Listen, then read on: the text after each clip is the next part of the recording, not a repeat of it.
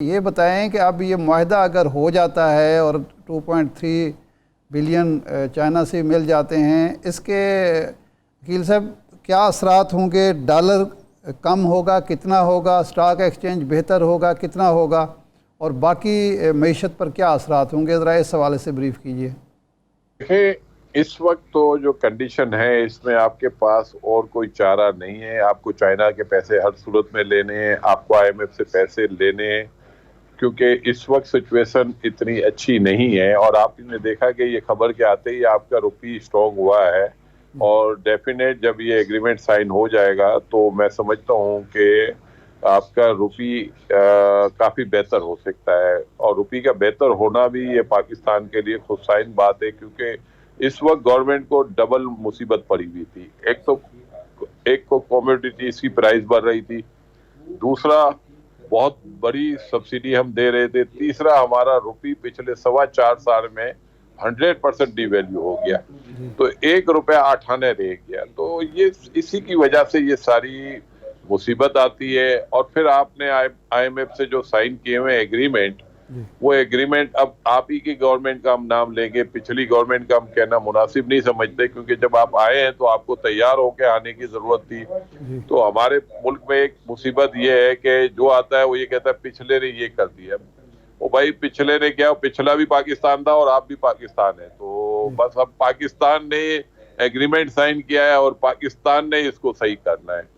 तो इस वक्त डेफिनेट लोगों को प्रॉब्लम्स होगी, क्योंकि दुनिया में स्लो डाउन शुरू हो चुका है। लेकिन इस गवर्नमेंट को दूसरी तरफ एक फायदा है कि जो क्रूड की प्राइस है वो काफी नीचे आई है।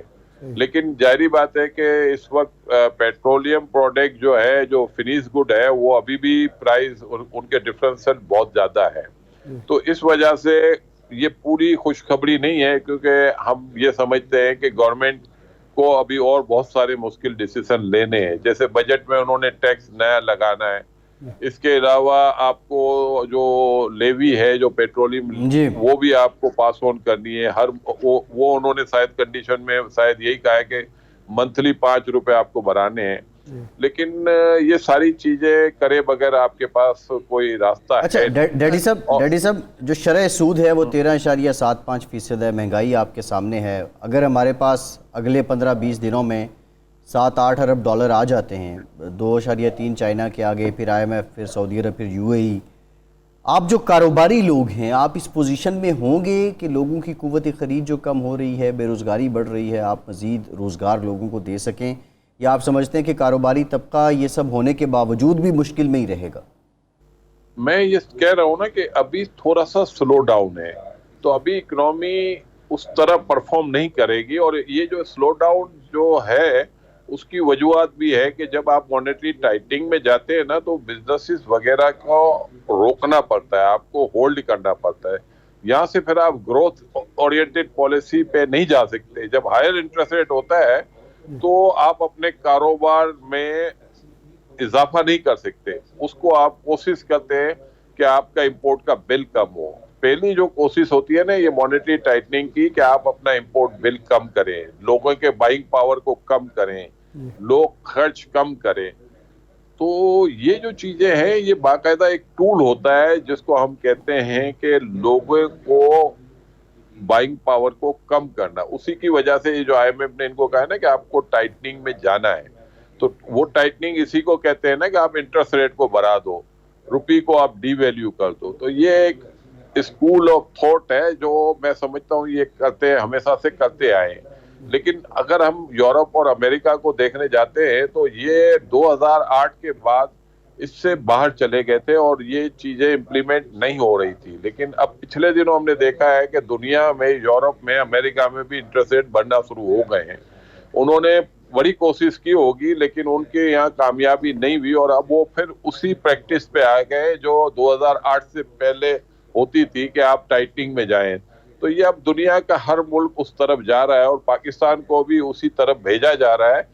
लेकिन इस वक्त अगर हम देखते हैं कि दुनिया के कौन कौन से मुल्क है जहां नेगेटिव इंटरेस्ट रेट है, तो मैं ये समझता हूँ पूरी दुनिया के हर मुल्क नेगेटिव इंटरेस्ट रेट में बैठा हुआ है। पाकिस्तान भी नेगेटिव हो सकता है लेकिन कदरे कम होगा। अकील करीम, डैडी साहब, गुफ्तगू का सिलसिला यहीं से जोड़ेंगे, एक ब्रेक के बाद वापस आते हैं। हमारे साथ रहिए।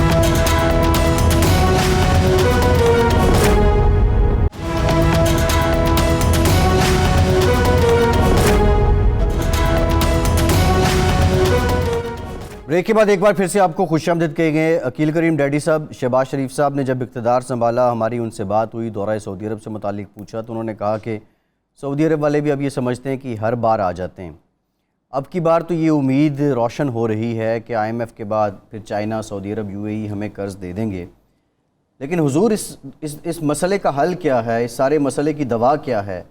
क्या हम 6 महीने बाद या 8 महीने बाद फिर इसी जगह पे होंगे, फिर हम IMF की तरफ देख रहे होंगे या दोस्त ममालिक की तरफ देख रहे होंगे?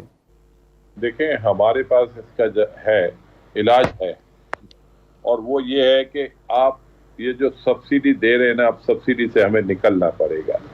क्योंकि दुनिया जहां में जब भी हम कहीं जाते हैं, हम इतनी जिल्लत देखते हैं, लेकिन हम अपने आप को डिसिप्लिन नहीं करते।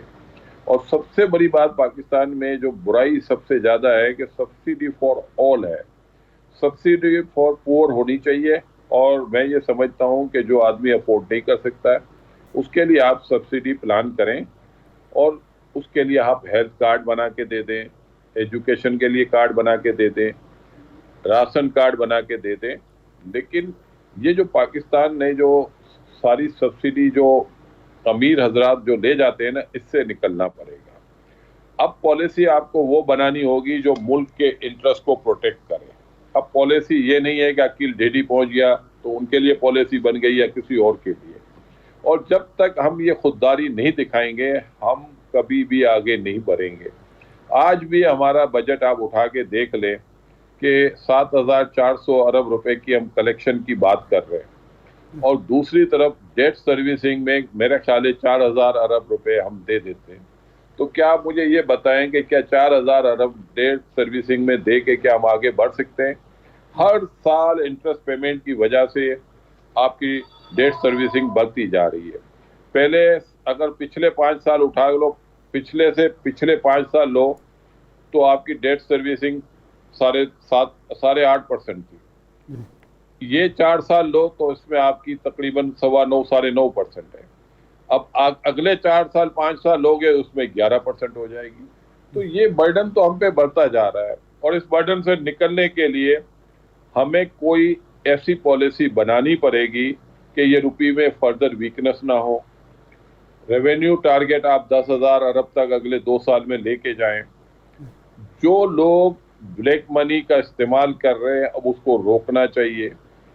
जिस जगह पे पैसा आपका पड़ा हुआ है, लोगों का वो सिस्टम में आना चाहिए। सिस्टम में जो भी हो उसको आप फैसिलिटीज दे दें। जो सिस्टम से बाहर हैं उनके लिए आपको किसी किस्म की रियायत रखने की अब जरूरत नहीं है।